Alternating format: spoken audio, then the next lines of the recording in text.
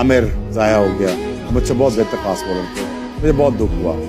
मैं हमेशा चाहता हूँ यार मुझसे बेहतर लोग आए, मुझसे बेहतर बॉलर आ गए थे। मैंने रिटायरमेंट का प्लान कर लिया था जब आमिर आ गए। और सबर का पैमाना मेरे से बेहतर कोई नहीं जानता। मैं 5 साल क्रिकेट नहीं खेला था 2010 से 2015 तक, जब मुझे पता था कि मैं बॉल को भी हाथ नहीं लगा सकता था। तो तब मैंने हिम्मत नहीं हारी। ये सीन कुछ और था कि मैं परफॉर्मेंस की वजह से मुझे ड्रॉप किया और मैं हिम्मत हार गया और मैं जो है मैं क्रिकेट छोड़ रहा हूँ। ऐसा नहीं होता। यहाँ पे कितने लेजेंड्स हैं जिनके 15-15, 20-20 कमबैक हुए पाकिस्तान क्रिकेट में। आमिर जैसा बॉलर नहीं है हमारे पाकिस्तान के अंदर।